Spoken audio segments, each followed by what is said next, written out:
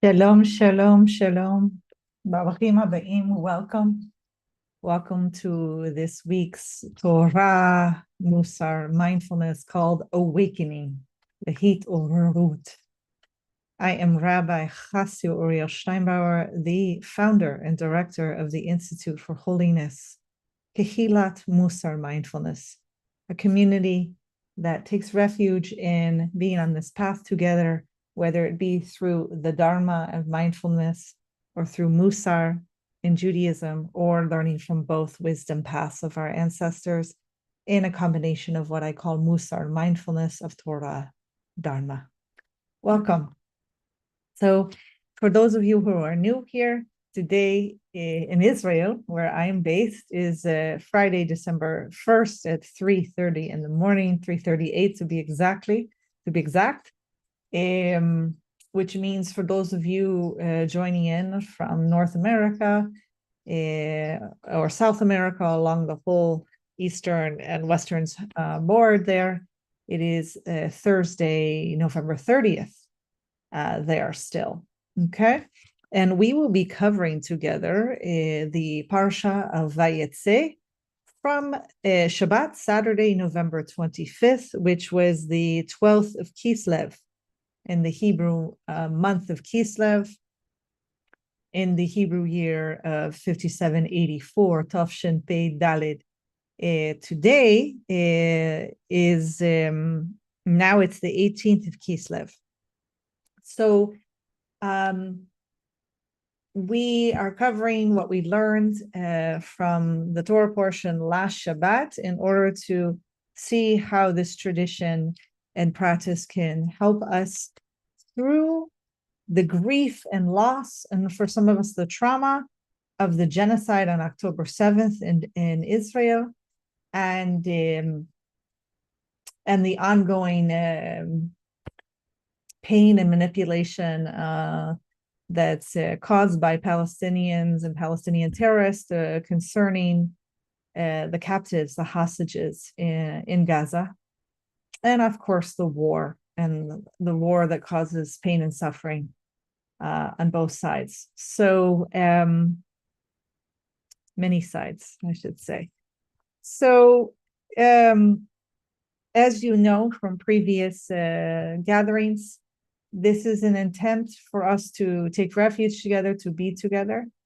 For some of us, that will be on a path towards healing. For some of us, it's just going to be coping. And for some of us, it's actually going to be recovery. Given there are obviously Jews and even non-Jews who join us, allies from all over the world, the more physical distance you have from the land and from the kibbutzim and the moshavim that were that are and were next to Gaza, it's like these concentric circles of how much you were directly impacted, and then of course how you're impacted emotionally, soul-wise, everything that's involved in being part of people that obviously has transgenerational trauma, communal trauma. So we begin. So what does this look like to be together?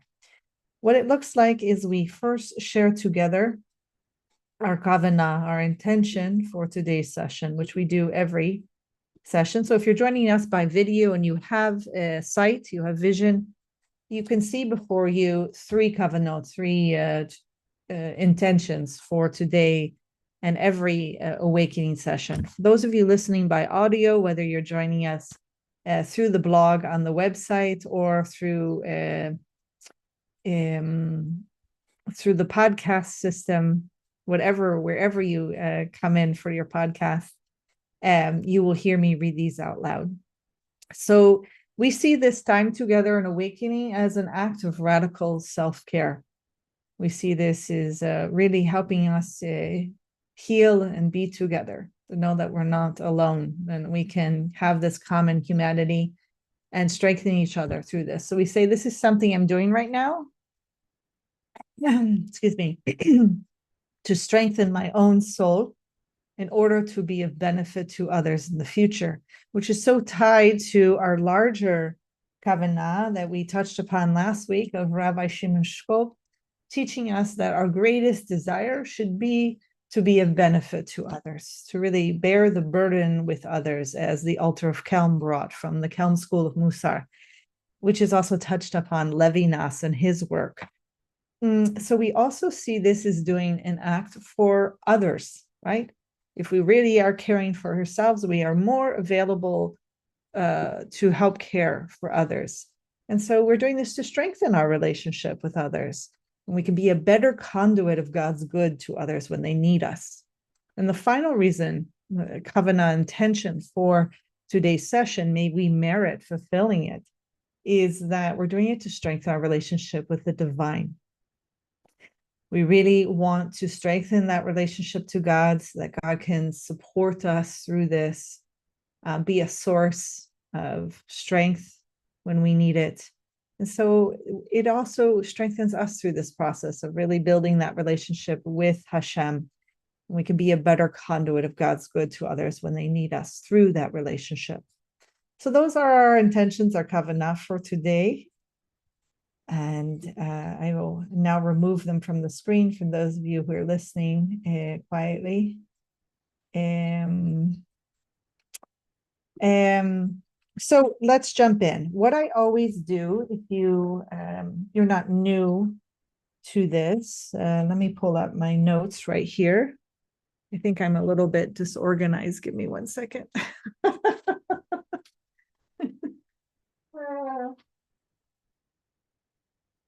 I cracked myself up.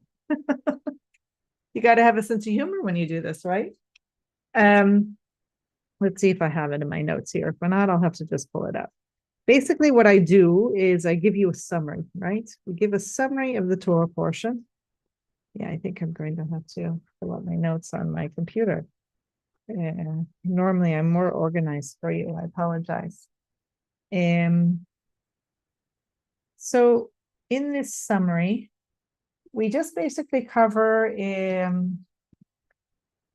the bullet points, right? The most important part of why we do this, like what's covered under the Torah portion, essentially, right?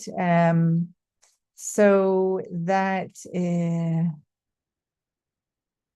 VAYEITZEI, yes. So that we know what's covered for those of you, for instance, who may not have read the Torah portion yet,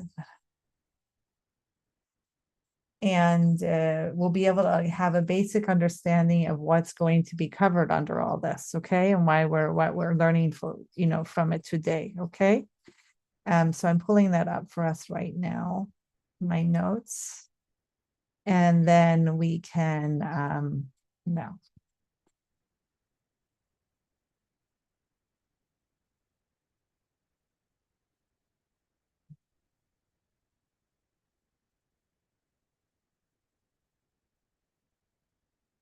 Okay, thank you for your patience. So in this week's Torah portion, as I told you, it's covering up to Yud Bet, the 12th of Kislev. Yaakov, our third patriarch. We had Abraham, we have Yitzhak, his son, and then one of the sons of Yitzhak is Yaakov. He has to flee because he's angered his brother so much that his brother wants to consider murdering him.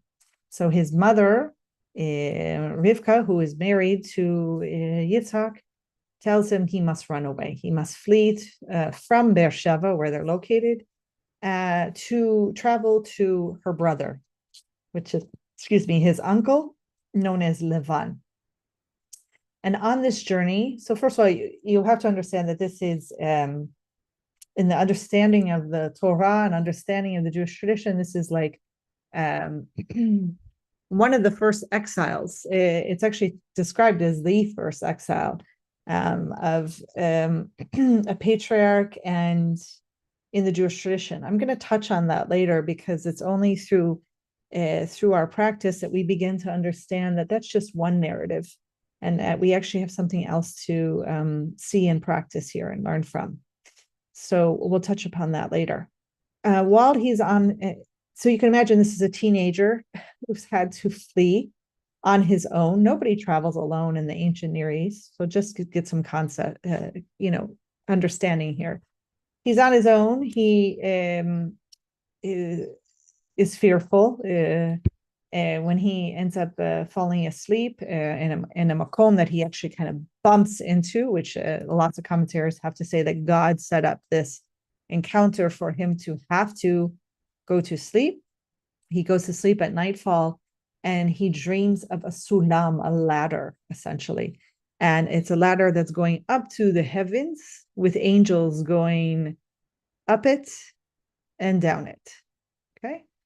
And Hashem, God tells Yaakov that his descendants will inherit Eretz Canaan, which is the land of Canaan, which part of it is Israel today, and that God will protect him. And then Yaakov, light-footed now, his feet have to actually carry him, continues his journey until he encounters a well. So much of our stories happen at wells because that's where people gather to have water for themselves and their animals. And this is where he meets Rachel. He encounters Rachel, daughter of Lavan, one of the daughters of Lavan. And Yaakov then, through meeting her and then being brought to the family, works as a shepherd for Lavan, his uncle, essentially as an indentured servant for 7 years, in exchange for the bride price, essentially, for marrying Rachel. But Lavan, and possibly the daughters, definitely Leah, tricks Yaakov into marrying the older daughter named Leah first, okay? She's veiled, it's a disguise, it's deception, which, if you recall, Yaakov had engaged in deception to his blind, dying father, Yitzhak, where he dressed up, or his mother dressed him as his brother Esau, who was hairy, to pretend that he was Esau in order to steal the blessing. So Yaakov agrees to work for an additional 7 years in exchange for marrying Rachel as well, because that first agreement ended up being for Leah, because he has to marry the eldest first. And then Rachel and Leah, along with their servants, Bilha and Zilpa, through lots of trial, end up giving birth to 11 boys and 1 girl in total. So Yaakov continues to work for sheep as payment, and he says, he says that Lavan has not treated him well at all, and so he turns to Rachel and Leah the first time they are one mind to return to his family home in Eretz Canaan. When Lavan finds out that they've left, he decides to flee again. Yaakov decides to flee again. When Lavan finds out that they have fled, that they have left, he chases after them. But God tells Lavan in a dream not to harm them. That Yaakov and Lavan make an agreement. They finally are of equal status. They make an agreement to separate from each other. Probably the most mature thing that either man did in that whole 20 years that they were together. Oops, sorry about that. That is our summary. Now, obviously we can't cover everything in the Torah portion. We never can. We can never get to everything. And we will get to our practice of mindfulness meditation.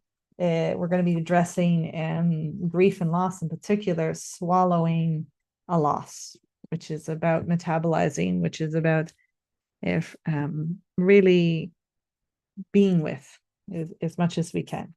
So let's jump in. What do I want to cover here? So what's come up now in these 50-something days since the genocide on October 7th is real deep grief among our people. It's as if it's really becoming embodied, what has happened and what we're witnessing, and just the ongoing manipulation and the ongoing pain of witnessing so many people across the world who are really anti-Jewish, anti-Semitic. It's really beginning to weigh heavy. And for some of us, it's coming out with rage and anger that might be even hurting us inside.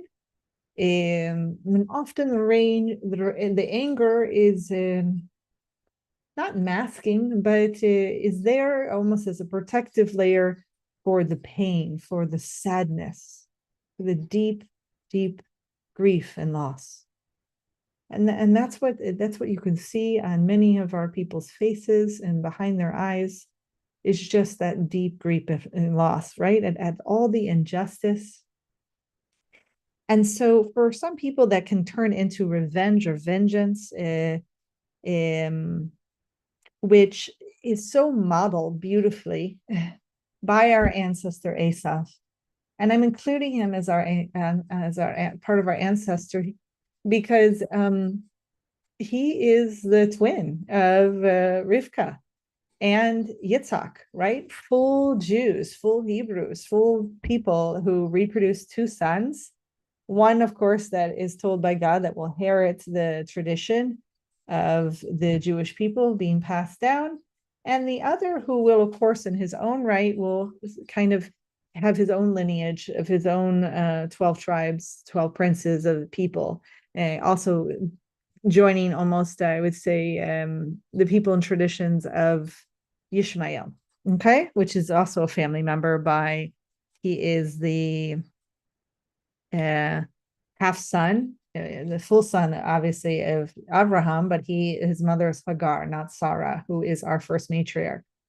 So Esav is our model here, that when someone goes through such injustice and grief and loss, right, as he did last Torah portion, where his brother manipulated him, would only give him food under duress after he had been out hunting for days and was starving, that he sell his birthright in exchange for that. That should have never held as a legal agreement when it's under duress such as that. And then again, when Yaakov dressed up as him, his mother dressed him up in Esav's clothing and put animal fur on him in order to lie and deceive, to manipulate to his father that he was Esav in order to steal, to take the blessing that was meant for Esav. Okay, so the response, I should say, the reactivity to Esav finding out that someone had deceived and taken his blessing, and that someone was his full brother, his twin brother, Yaakov, and that his father therefore couldn't give him the same blessing or that blessing. He's having intense grief and loss, and it comes out in rage. And that type of rage that is the type that immediately goes to vengeance and revenge, planning in order to maybe have some power in the situation, planning to feel like you could do something about the situation, planning that you could cause the pain, the hurt that you're feeling to the person who caused it, right? And that is essentially what Esau plans to do to Yaakov. He is planning to murder him after their father passes away. Okay, so that's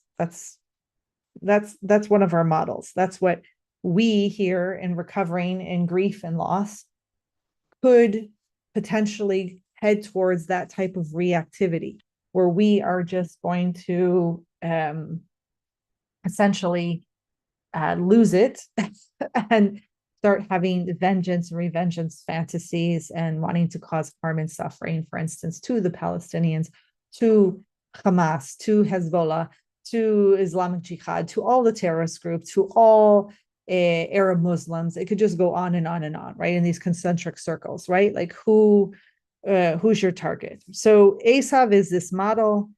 And what's beautiful about him as a model is that he comes out of it.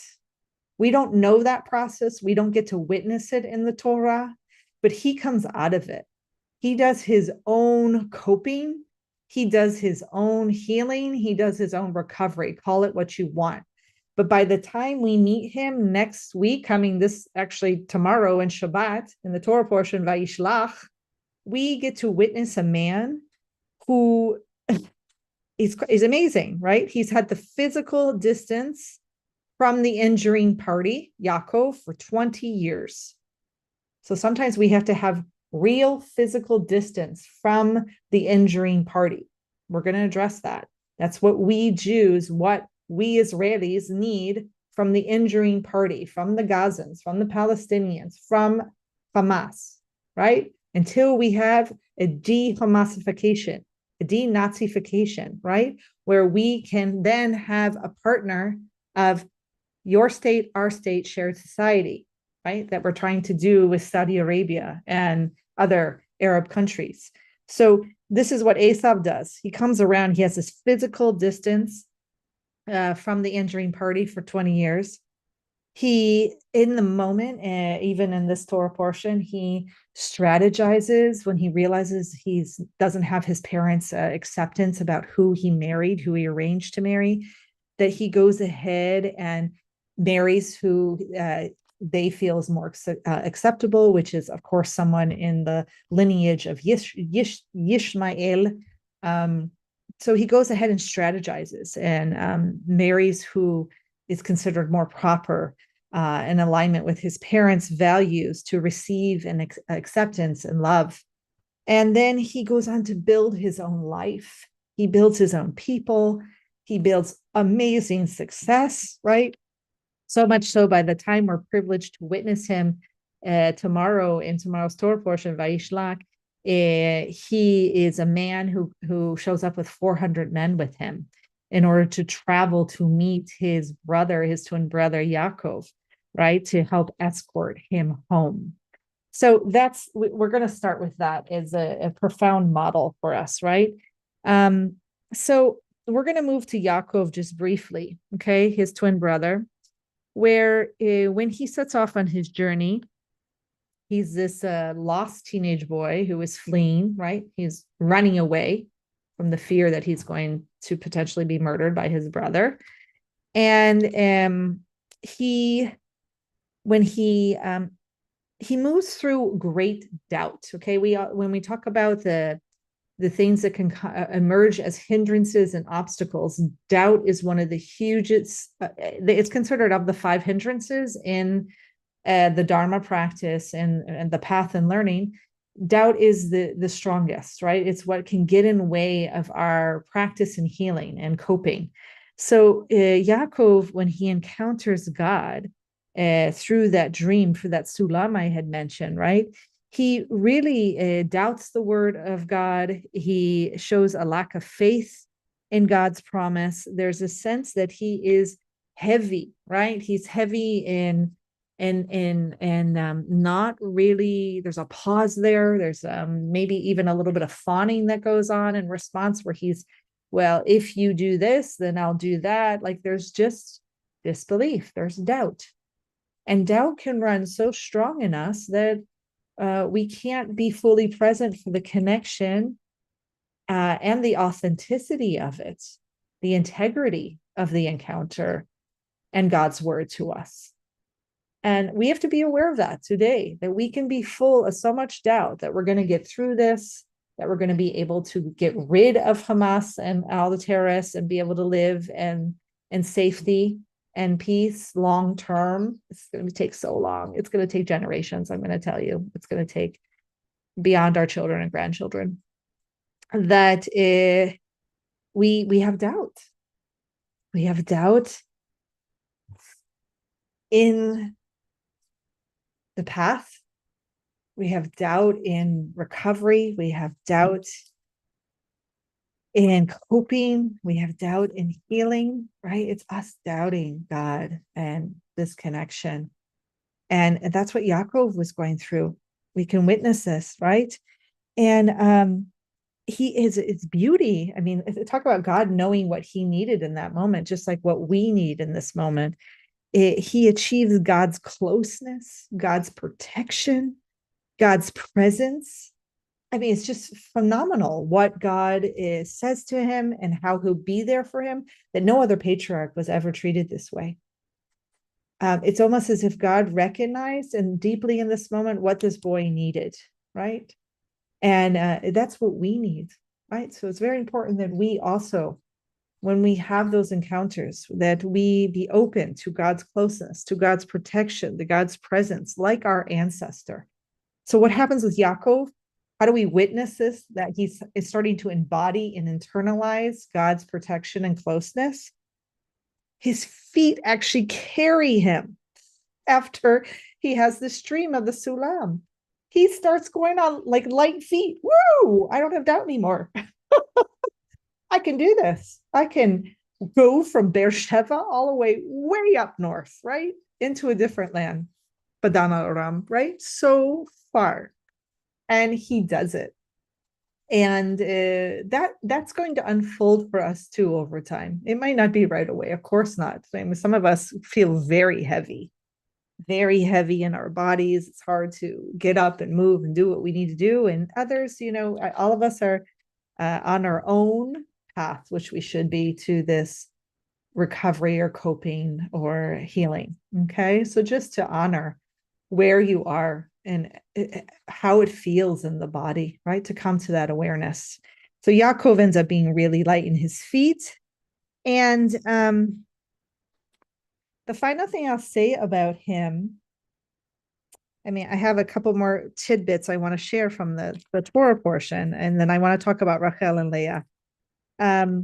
Is that, and this is what Nechama Leibowitz brings to us in her wonderful collection of commentary about even though Yaakov moves on with his life, right? Like he ends up marrying 4 women, ends up reproducing 11 sons and 1 daughter, produces so much wealth in some ways, about, with sheep over 20 years. He can't get away from the consequences, right, of his behavior, of what he did to his father and his brother. This is what we call the law of karma, which is really the law of cause and effect. That you do something, you cause something, there's going to be an effect. And it might not happen to you immediately. It might not even happen in your lifetime. There's this concept that it'll happen either later or it manifests in some other way.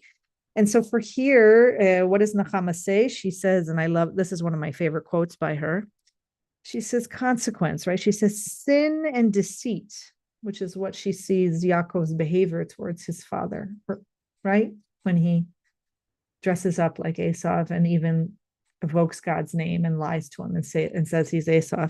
Sin and deceit, however justified, keep those words in mind, however justified, bring in their train ultimate punishment.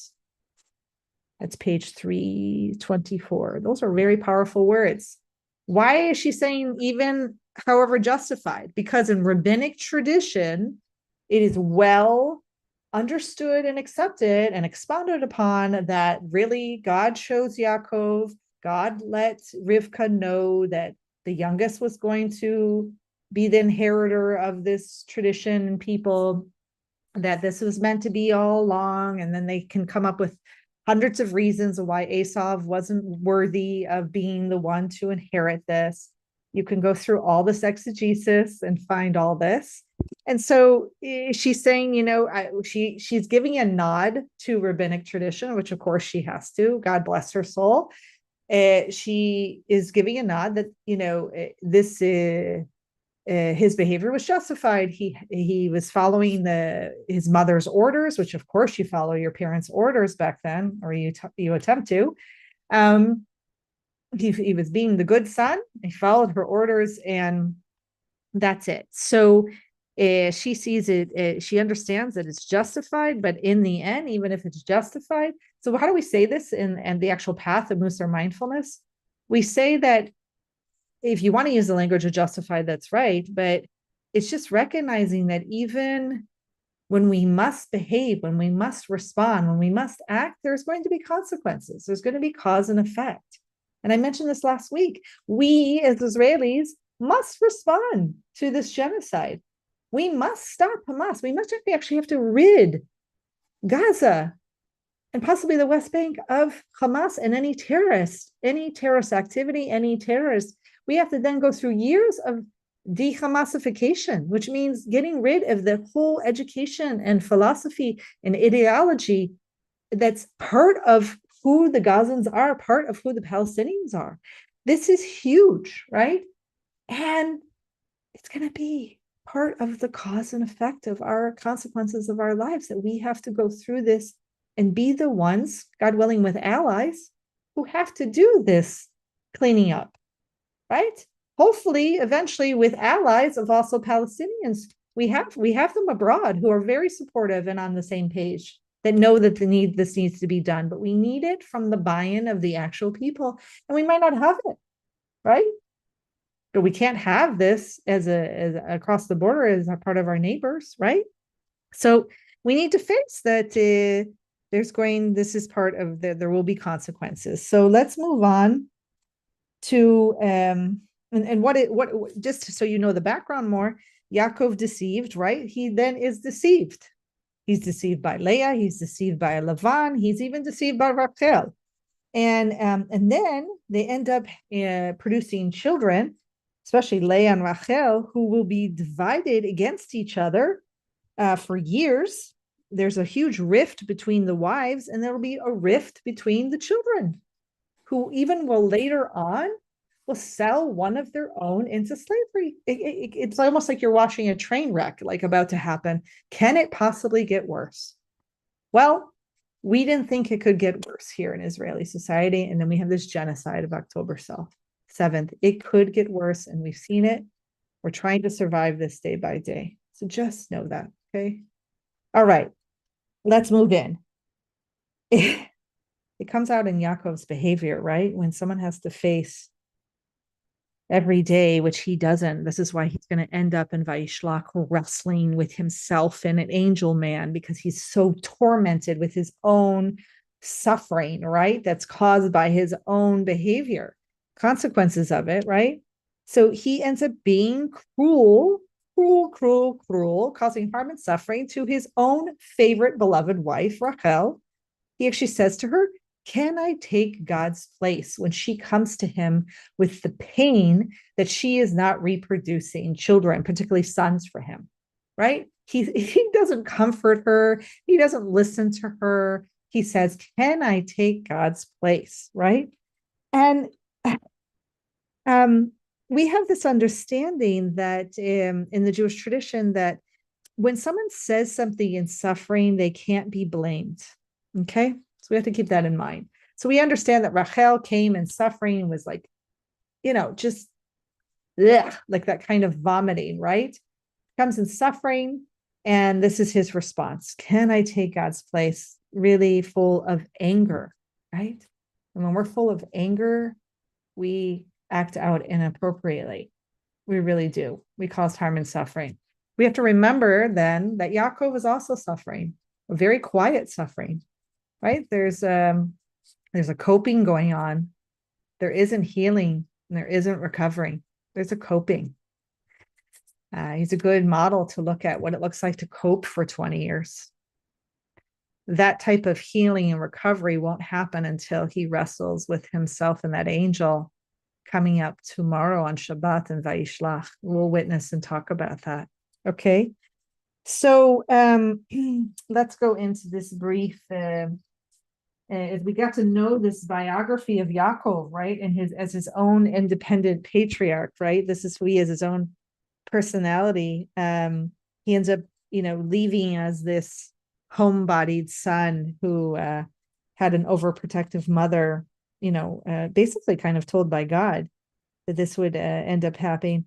We see him be tested and refined, his personality molded, transformed, right, over this time. And something very important has to happen here on his journey, is that the first is when he does encounter God after his dream and realizes the holiness of that encounter in that space, he says, he's essentially saying to us, like he first says, I didn't know God was here, right? He's saying, I'm not worthy of this place. I'm not worthy of this encounter.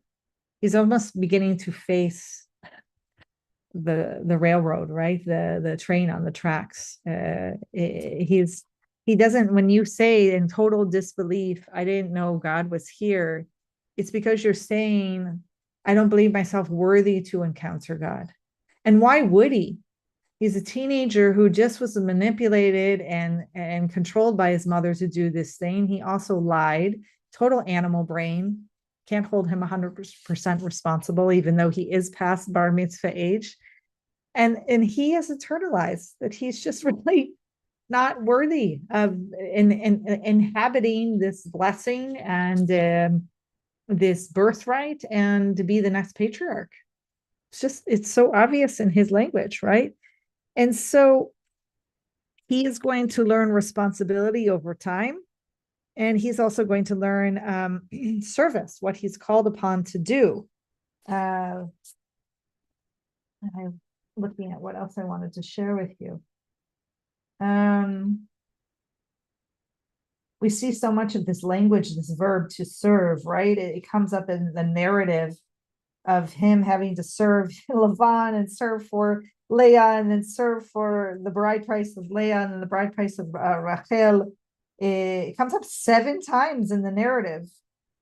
So we're learning here and watching here that when for one to be worthy, right, of that encounter with God and God's protection is through building slowly responsibility through service.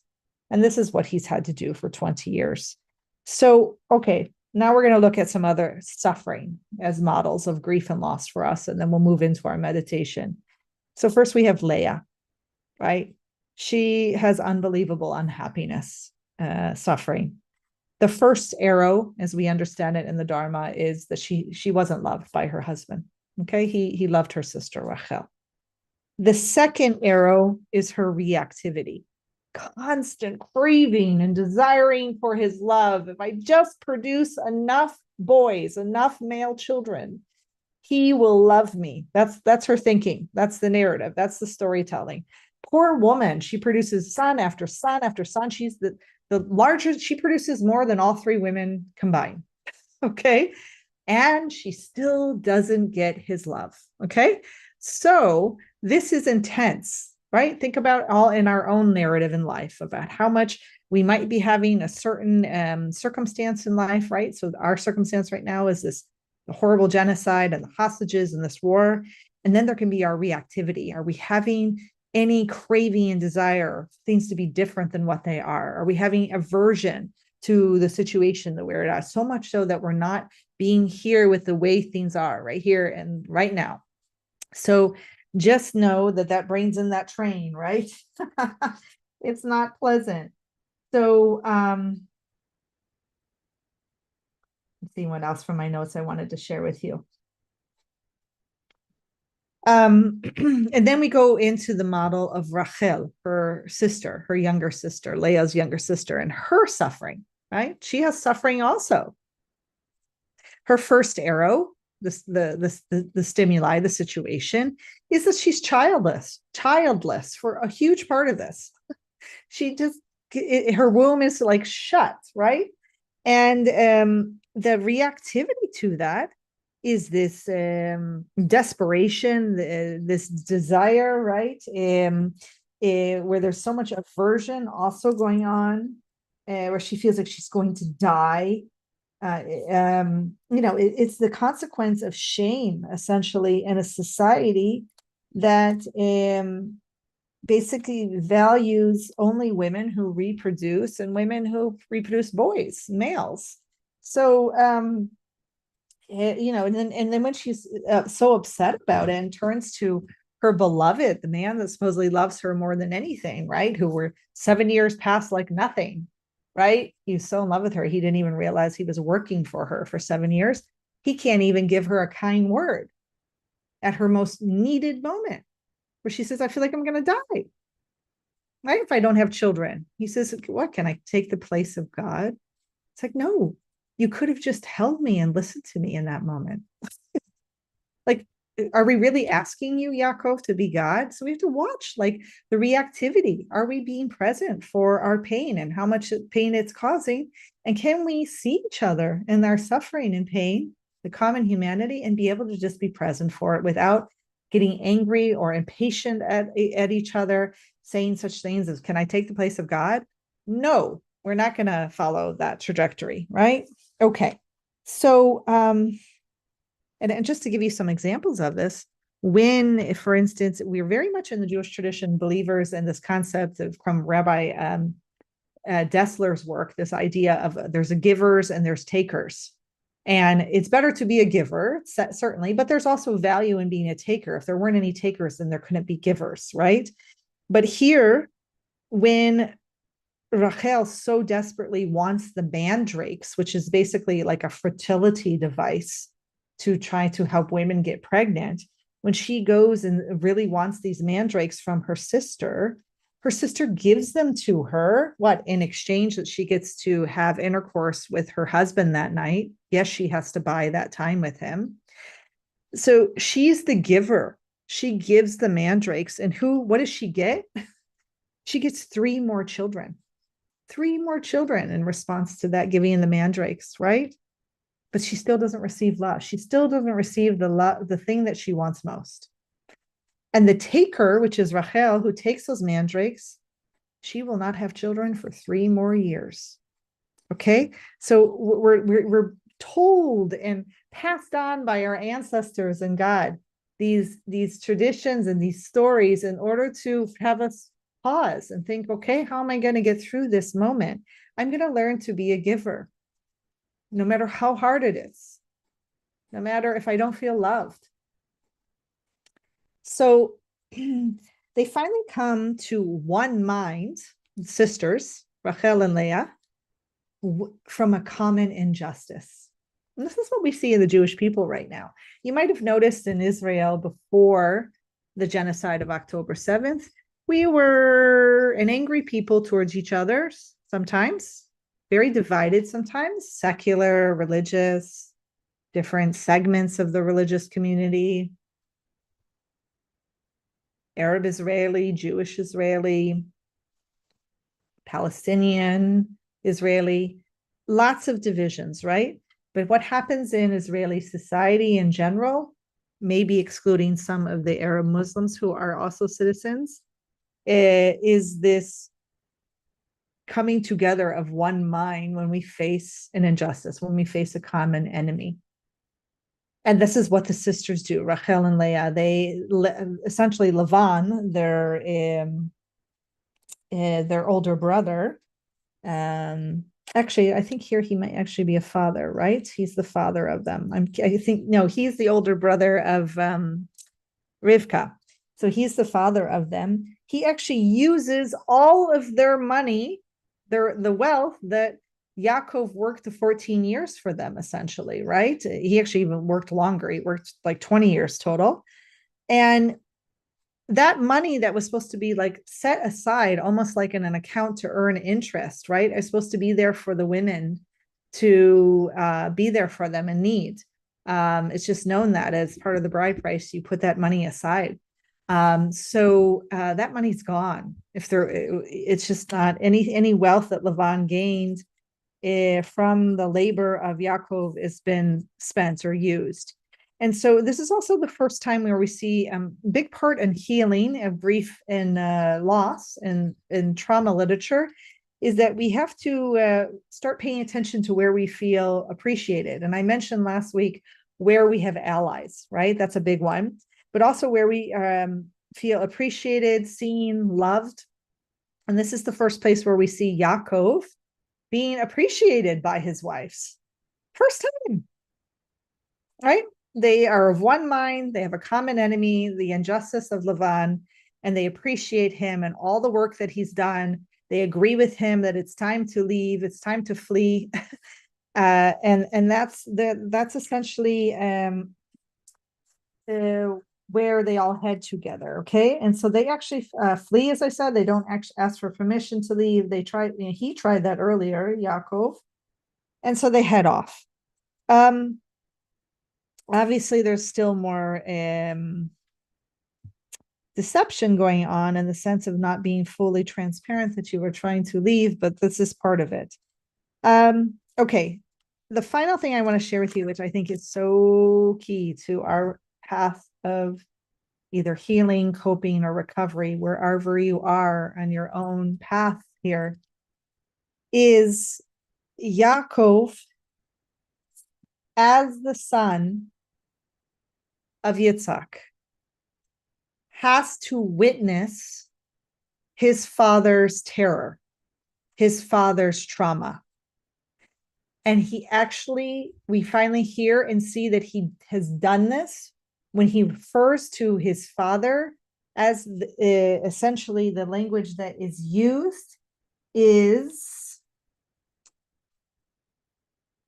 had not the God of my father, the God of Abraham, and the fear of Yitzhak. Okay, and so just to look at this language, it's very important here. Lule Elohei Avi, Elohei Abraham, ufachad Yitzhak. Okay, what is he saying? What does Pachad Yitzhak mean? It's a unique divine title that is deeply embedded in this verse, and it conveys a double meaning.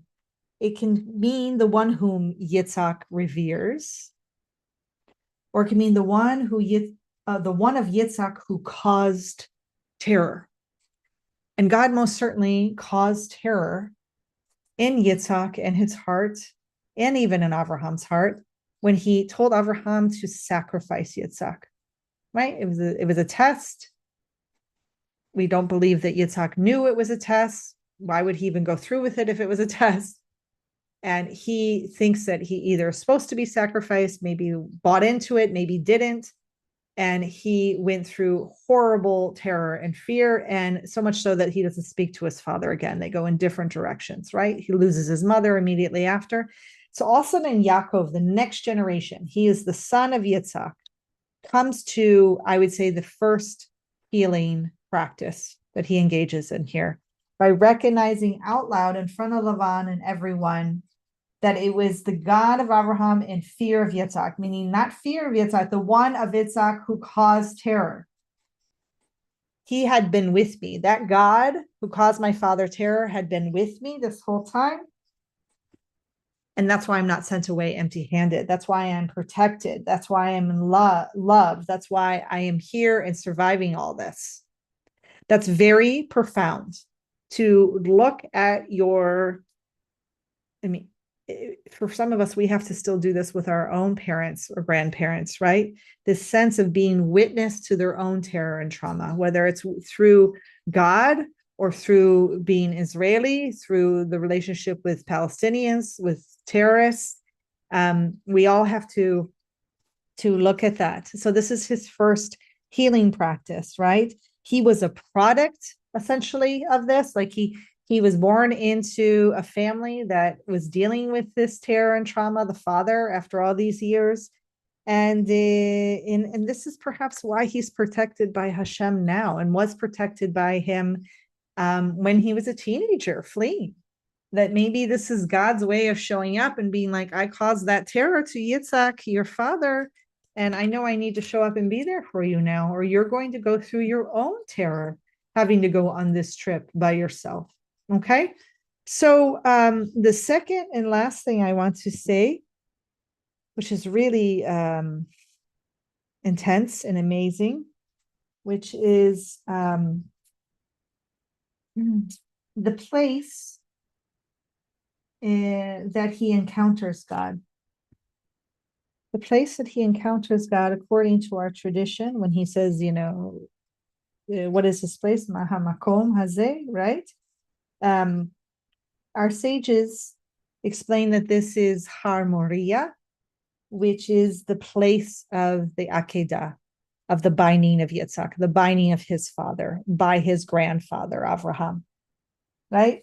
This is where he was bound to be sacrificed. This is where the future Beit Mikdash, our temple and temples, will stand, okay, according to tradition. So this place, Hamakom, this is where he is. And so Yaakov had to return or show up, be present for, to the site of the terror and the trauma of his father in order to metabolize the loss, the grief and the loss, and chew on this loss and swallow this loss, right? To digest that his father was not present for him, that his father did not love him the way he loved his brother Esau. That boy had to go to the makom of the terror of his father to realize why his father did not love him the way he needed in order to work through that grief and loss. That is huge. And that's something that we can use. There are those of us, and think about all of our brethren who were murdered or those who were terrorized and survived. All those towns along Gaza will have to return someday, right? They have to return to that makom and face that terror and that trauma in order for us to, over time, metabolize and chew and swallow that grief and loss. And so this is a model in this Torah portion for us through our ancestor to realize, what is the son doing? What is the son doing in this moment? And is he conscious of it? We could argue all day whether that's true or not, but this is what we're witnessing. Very profound, begins to be on this path of healing. The thing I will close with that I mentioned and needs to be mentioned is that in our path of healing, coping, recovery, we will, over time, some of us, be able to tap into our shared humanity with others who are suffering, with other Jews across the world, for even other non-Jews, for instance, Arab Muslims who might also be being attacked or treated awful, like in the United States when one was shot, or the last 3 men who were just shot. We might be able to have a sense of shared humanity for those Palestinians or Arab Muslims in the West Bank and Gaza who truly aren't of the same heart and mind of Hamas. And so developing that common humanity over time is a key part of learning here. And I'll just say that I was taught for years that, and this comes from Esther Takat's book, Genesis, and the book with 70 Faces, A Guide for the Family. She says in there that the first tears of the Torah are Yaakov's here, when he cries out, when he encounters Rachel and embraces her. And I bought that for a long time. I used to really be into it, think, oh, the first tears of the Torah. And then I suddenly went, wait a minute. What? That's crazy, right? What about Yishmael? What about Hagar? They both are crying out when they were exiled, when they were sent out by Abraham based on Sarah's orders, right? They are crying out. They have tears, right?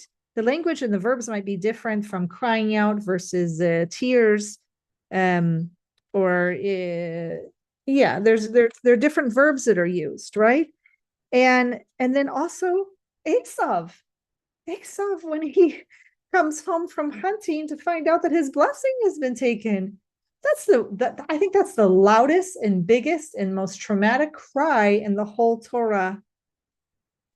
The closest coming to it might be Yosef crying out from the well to his brothers while they sit down to have a meal.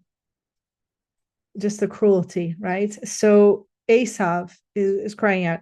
And also we were told that, right, like I was always taught and bought into that the first exile, and this comes from Nachama Lebo, it's the first exile of our people is Yaakov here, who has to flee, has to actually leave Eretz Canaan because he might be murdered. And I was thinking, no, that's not true. The first exile, the first kicking out is Yishmael and Hagar. and they have to leave. And I bring this up in order for us to begin to almost have a little pocket in our heart. Just go, yeah, maybe I'll revisit that someday when I'm ready, when I'm able to, when I can start to look at the common humanity of the pain and suffering that we share, the grief and the loss. You might not be ready to hear this or say this now, and that's okay. But I am here to witness and say that Yishmael is the son of Abraham, which is our first patriarch. He's part of our extended family, whether we account him as part of the Jewish people passed on through the patriarchs and matriarchs. Esav is the full son of Yitzhak and Rivka. He is part of our extended family. Again, he might not have received the blessing to inherit the land the way that it's passed down through the patriarchs and matriarchs, but they're there. They're there. And it can only be, to be honest with you, long-term healing and recovery for us to widen our tent, to be able to face that we have more family here. And we can hold it, we can be with, we can do what, like Rumi says in his poem, The Guest House. Eventually, someday we might be able to be with us. We can invite in Yishmael, we can invite in Esav. There's room for your crying out in tears too. I recognize you, I see your pain. That can only heal us and make us stronger long term. So with that, we're going to move into our meditation on grief and loss.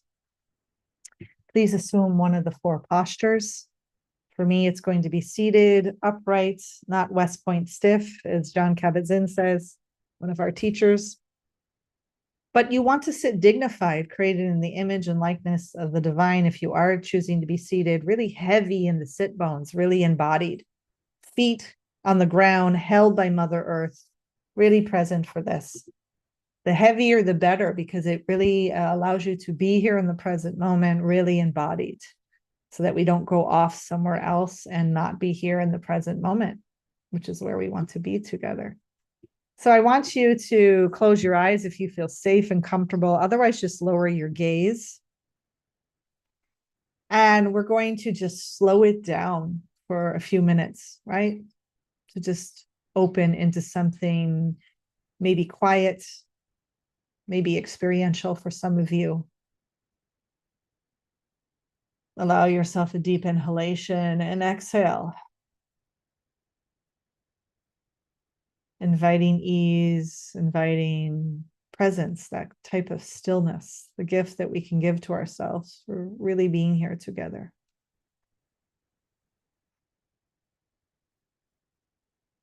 And we're going to just take a minute, as best you can, to consider our loss, our grief. We're going to feel into it as much as we can. Just being aware if there's any limitation in our deep acceptance of whatever is true as true.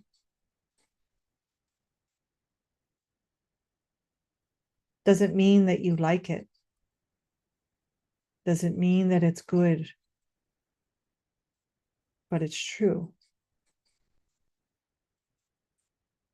Can we feel embodied and really surrender to what is true, which is that we have such profound loss and grief, and for some of us, trauma.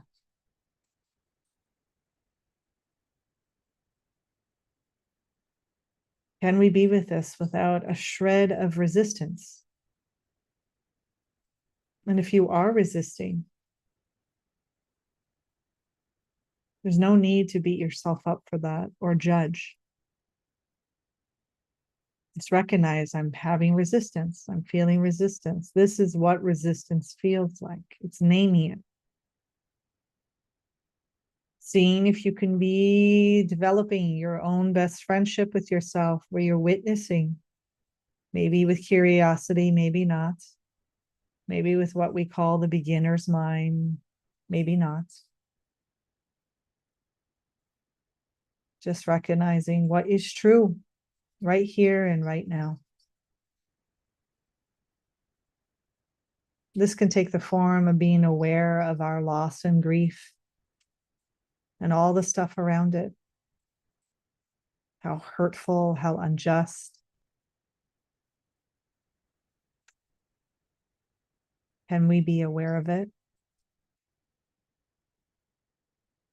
In our bodies, can we have a sense of letting go of any resistance to the face of it?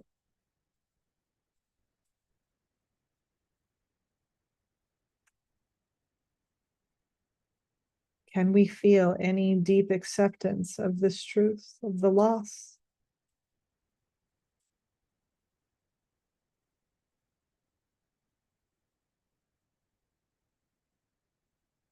For some of you, it might be better to use the terminology of a sense of surrender and not acceptance. Surrendering to the fact of our loss, of our grief, of the trauma. Can we accept the fact of the genocide of October 7th? Can we accept the fact of what happened?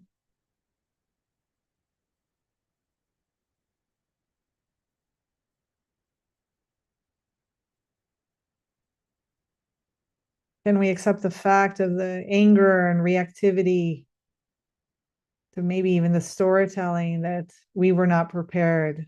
We did not know, for whatever reason that will be investigated with time.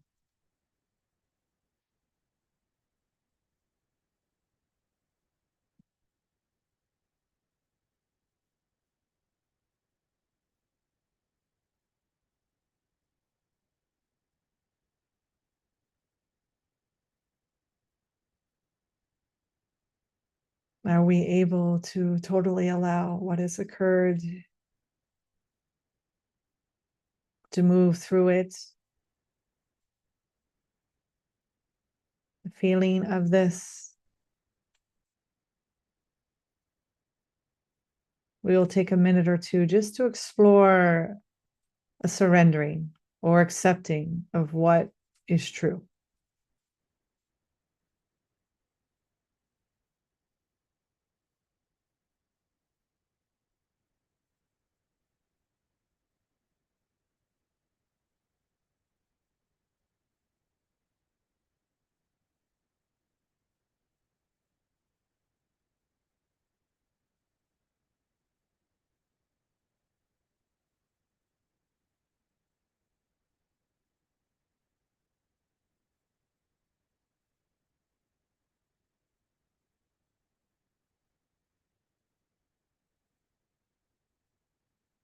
By slowly accepting or submitting the realness of what is real, we don't get stuck in it. With practice over time, we become freer in our relationship to it.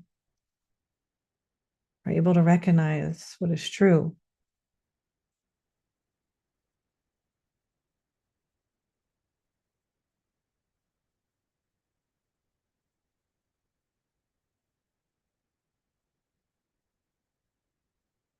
Being aware of the loss. Is there any intuition for you? Any intuition is how you will cope, how you will recover, if there's even such a thing, or how you will heal. New ways of being, of living, new settings, new people, people we have lost, people are still missing. new activities, these small and brief ways that add up over time, day in and day out, as we head towards 2 months after the genocide. Any intuition into these environments, a new path to least even start or consider.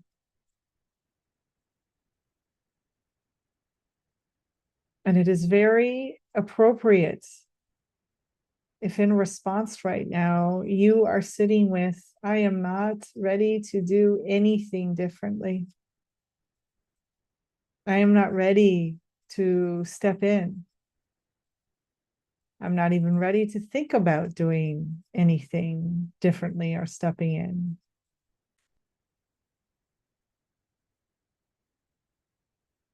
But over time, we might be ready to think about thinking about how in this moment it'll be something new. In the next moment, it'll be something new.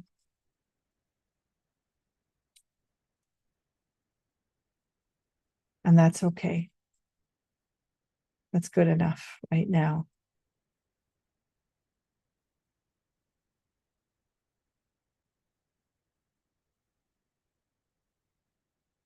And for some of us, a new kind of you is emerging. Even one small identity. For some of us, it's radicalized.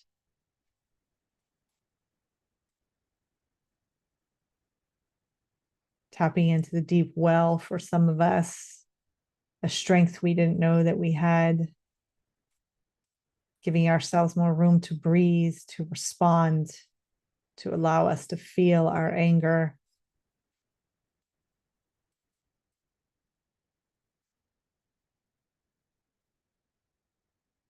We'll never leave completely who we are behind. It will always be with us.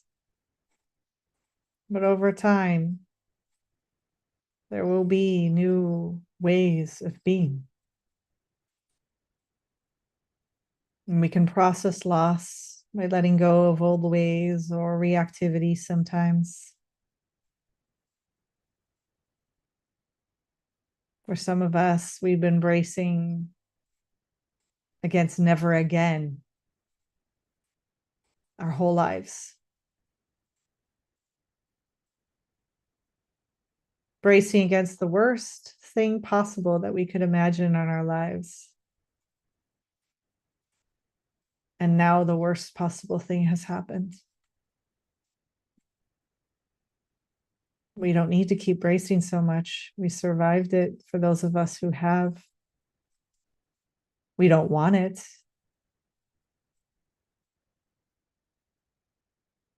But we can stand.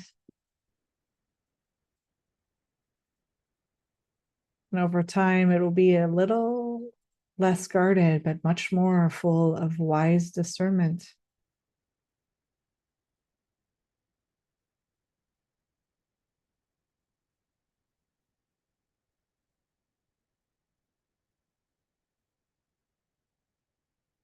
Coming to a full awareness of how hard life is right now for so many of us and for so many, many, many people. Having going through hard times right now, in addition to us, opening our heart allows us to tap into that common humanity, to understand that this is really one day at a time, this practice of self-compassion. So what's landing for you now about perhaps just breathing, being here with me, embodied to the grief and loss, knowing that with every breath, it shifts. It may not feel like it. It may feel very stuck. But like our breath, everything is impermanent. Everything will change. And what lands for some of us is a sense of how finite life is. the limitation, the time-boundedness of it. Only so many days and minutes left. Over time, we feel that we might be able to sit into that new kind of view. Perhaps one with a sense of hakarat tov, awakening to the good, giving thanks, this kind of seizing of the day, growing appreciation for the preciousness of life, that we have been given another day. Maybe that is a new kind of us. When we come out of this meditation, it's okay to write down whatever comes to mind for you. Make a list.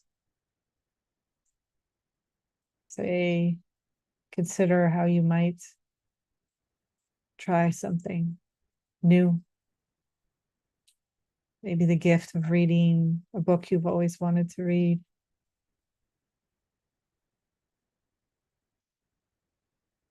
Maybe calling that friend and having lunch. And we'll learn through time that we will know how to disengage much more quickly with certain kinds of contentiousness, argumentativeness of other people, knowing that it just does not feed that which is wise, wholesome, kind, and gentle. It's just unproductive.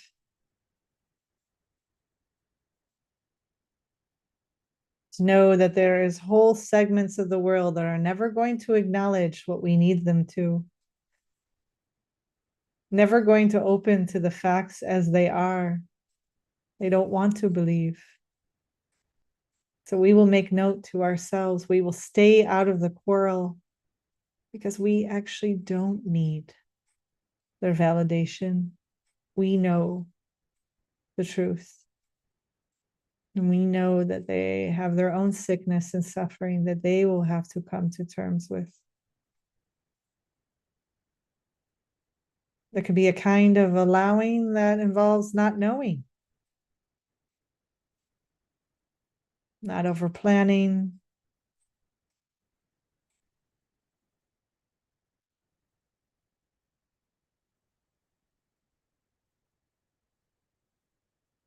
over time, we will develop a kind of trusting in ourselves, making room for that which is wholesome, for that which is wise, that which is just and right in our lives. We will care for and take care of each other. We will bear the burden together. You are not alone.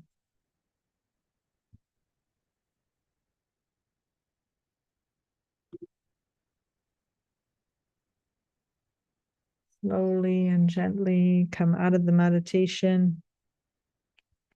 When you are ready, giving yourself a bow to Hashem and a bow to yourself and your practice. A bow to taking refuge in this community and joining us for awakening TORAH Mussar Mindfulness.